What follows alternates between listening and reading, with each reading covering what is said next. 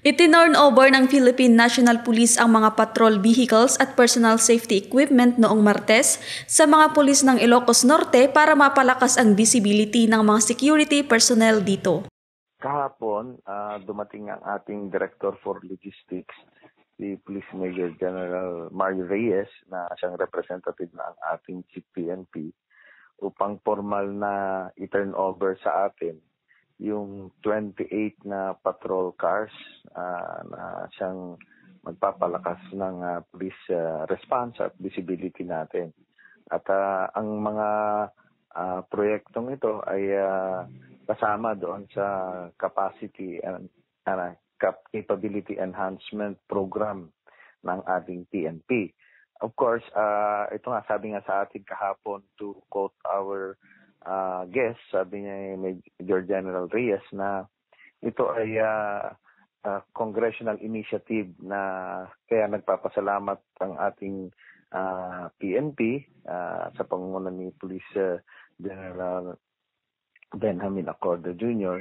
sa ating Congressman Sandro Marcos, ang ating Congressman. Dahil sa kanilang inisyatibo ay kaya nagkakaroon tayo ng mga ganitong boosting ng ating mga equipment or yung capability na sa pagganap ng ating tungkulin.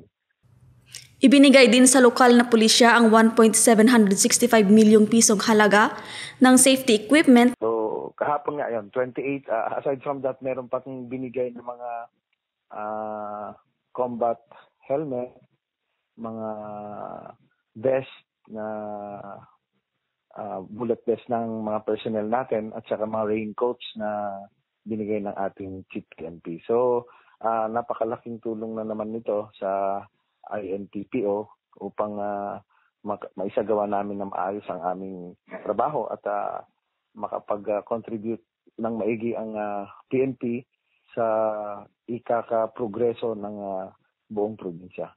Nagpasalamat naman si Police Colonel Julio Soribon, Ilocos Norte Police Director, sa pagkakaloob ng mga bagong sasakyan at kagamitan, at sinabing ito ay magpapalakas sa kakayahan ng mga pulis sa Ilocos Norte. Nagpapasalamat ulit tayo sa ating mga leaders dito sa Ilocos Norte. Napakaswerte natin kasi taga dito ang ating Pangulo.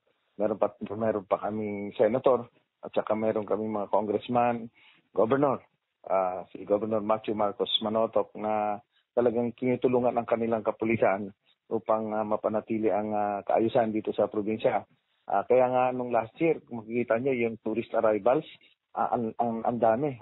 Umabot yata ng 3 milyon yung pumuntang mga turista na na-record natin. At dahil yan po sa sama-samang pagtutulungan ng bawat isa at suportado tayo ng local government units sa ating pagpapatupad ng tungkulin. Kaya ay tuloy lang po natin ang ating pagtutulungan dito sa probinsya natin, sa ating mga kakailian. Noong 2022, kinilala ang Ilocos Norte Police Provincial Office matapos irehistro ng lalawigan ang pinakamababang crime rate sa rehiyon. Ito si Heidi Sapdaan, nag-uulat para sa LU Balita Ngayon.